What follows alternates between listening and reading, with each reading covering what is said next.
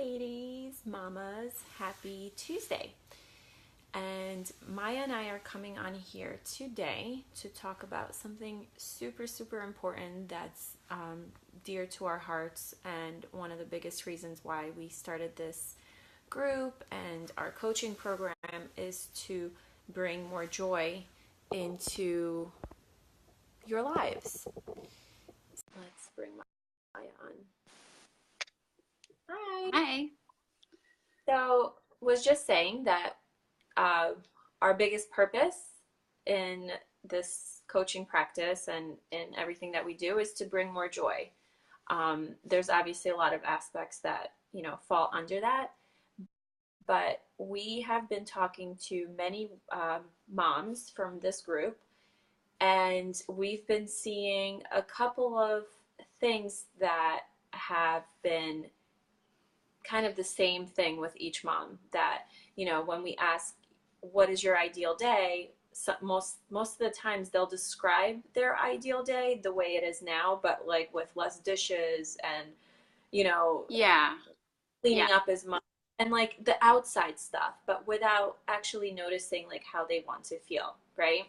Yeah. And I think also just so, in those calls, um, I've also noticed that it's really hard, and this goes right along with it, of okay, what brings you joy?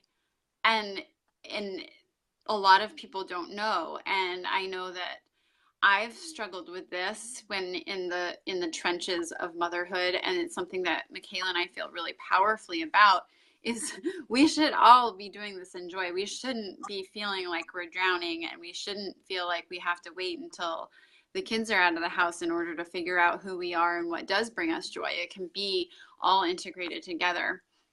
So today we wanted to just talk about three ways that moms or women are, preventing joy from happening in their life, Right. or being just, it's like a harmony of like everything should just, obviously there's ups and downs, but it's just like whatever.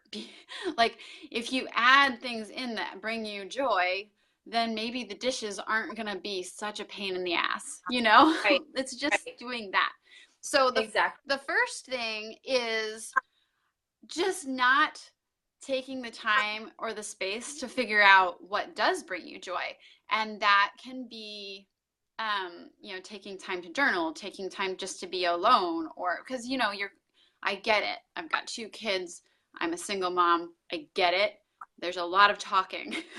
And so it can be really hard. But if you are intentional with your time and you want to have the joy, then you take the time to do it. And because that's the other thing, is that, sometimes, let's say whether you're a year into mothering or 18 or more years of mothering, what brings you joy now in this moment is different than what brought you joy 5, 10 years ago. You're a different person, and that's normal. And so I Right. think having that awareness is super important. So taking the time and the space to do that instead of other things that maybe aren't really, that are just kind of filling the void, is really And important.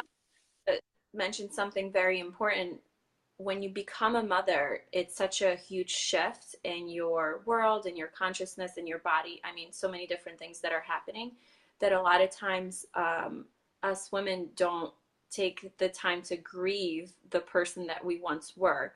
And so there's a lot of comparison, right, with trying to do the things that brought you joy when you didn't have kids, when in reality, you're this whole different human. You've Right. created something wonderful, and you've created this this different life. And what brings you joy is in harmony with your kids as well, to become a better mother, but most importantly, and a better woman. So taking the time to, we've talked to somebody on our podcast about grieving, your old self. It's like kind of like shedding skin, like peeling an onion, and you should be you can be a better person, or you should feel like a better person. I mean, there's I mean, so much. absolutely. I mean, it's Yeah. like you're always getting better, but having, like, taking that time add joy in is one of the vessels of doing that. And I am, such a stronger, more balanced, like, you know, intentional person than I was, 10 or 15 years ago before having kids. And it's because of them that I've been able to grow and do that work on myself. So it's really important. So the second thing is that we're finding that moms aren't thinking outside the box. So when I ask the question, what does your ideal life look like? And they say, oh, well, I get up and I bring the kids to school, and then, the house is all clean, and then, I go to exercise class, and then, the food is already cooked, and then the kids go to bed easily, and then I, you know, watch Netflix at night. And while that's fine, like maybe that does bring you joy, but like, I mean, like, what does your ideal life look like? Like you don't have this house, you don't have these kids, you don't have, like, what does that look like? Like, just start over, build your own, like, create, what are those books, like create your own ending or something, like where there's four different endings for the story.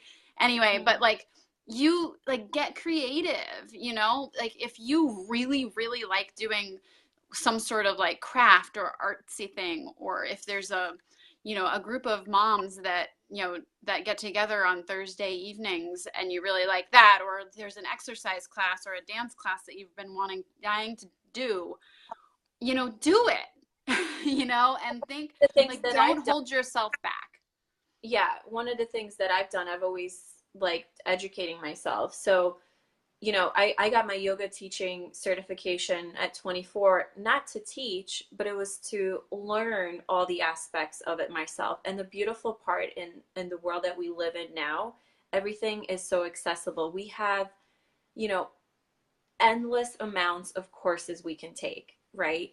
Like, take what you actually enjoy, whether it's, baking, whether it's cooking, whether it's drawing, whether it's, I don't know, exercising, and maybe like get certified in that because it will take you out of your head.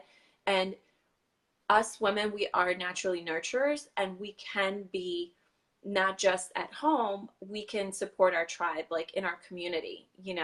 And so that allows us to do things a little bit differently, because if we want our life to be different than what it is now, if we're overwhelmed and we want it to be somewhere else, we need to do something about it. We can't do the same thing every day. Even if you have the most glorious morning routine, you meditate, you do yoga, you journal, you have your cup of tea and quiet, whatever it is. If you're not doing something different during the day, or at some point in your life, things aren't going to change. Right.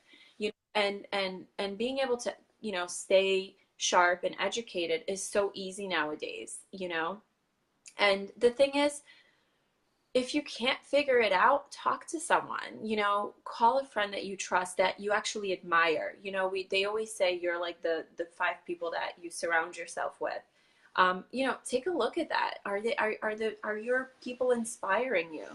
Are they leading lives that, that you're kind of like, oh, I wish I could do that. Like, take a look at that, explore the possibilities of what you can do. Look at some celebrities that you enjoy. Do you love Oprah? I mean, like, what do you love about her? Like, what are some qualities? Is it that she's a giver? Is it that she connects people? Is it that she educates, people about books? I mean, whatever it is, just be that person, the quality that you want, Right. And will truly bring you joy outside of, because it's such a small container that we can be in as mothers. And we can make sure the kids are fed, clothed, all of that. But if you're not like in the flow of life, and like doing what feels good, and you're just reacting to the next thing that you need to do, like, that's pretty shitty. Right. you And know you're not even present. You're not yeah. even, because you're so dissatisfied, you're not even present with your children or your relationships because you're not filled up. Um, so it's super important, and that's something that we guide people through in our pre-coaching calls. So we'll put the link for that below. um, below this video and probably above. And then, so the last part of it is that, so let's say you know what brings you joy. Maybe you know that you want to, you know, if you need to get another degree or a certification or something like that to improve your financial situation, let's say. But like setting a goal, like you have to like put it an ink to paper and set a goal to make it happen. And then within that, like to set a successful goal, it needs to be actionable and attainable. So then, like, so let's say you I mean, it could be anything. It could be that you want to exercise more. Okay, pick what the exercise program is that you're going to do. What is it, going to the gym? Is it a yoga studio? Is it CrossFit? I don't know. What's the schedule? Okay, how do you, like, who can you have do childcare? What are those dates? Schedule it, make it happen. So you make a list and, bullet it out and make it happen and put it in your calendar. And then it's more likely that you're going to incorporate those things that bring you joy. And then that's going to give you more space to bring in more joy. So it's just this like ongoing cycle of joy. And what I find is, if honestly, like if I don't write it down, it could be the smallest things. Like Maya and I have like end of week sessions, let's say, about our business. If I don't write things down that I need to do for next week, I'll just forget. Like I'll do some of the main things and then I'm like, oh shoot, like we're supposed to do that. Like I open my planner and I write it down. Like it can look messy, I don't care, but I know when I look on Sunday or Monday, I'm like, okay, I have the direction, I have the path. I know, okay, tomorrow I have to do things a little bit differently than I would if I didn't have this tomorrow, you know? And so you're giving yourself the space, the freedom to like wiggle room, but you're already like you're laser focused on what needs to get done. Yeah. And we go over this in our goal setting sessions, and we have a goal setting worksheet, which is amazing. But you have to start, like, let's say with the big dreams, to get like really excited, and then to break them down, super tiny little actionable steps, and then like place them in your calendar. Otherwise they'll just be an idea, they'll just be a dream, and then you actually feel shittier for not doing it 10 years down the line. Right. You're capable of, but you didn't have the tools. We all need the tools. Yeah. We all need cooking essentials to be able to cook. You can think about a meal, but it's not going to happen if you don't have the tools. Right? Or if you don't know like what to use.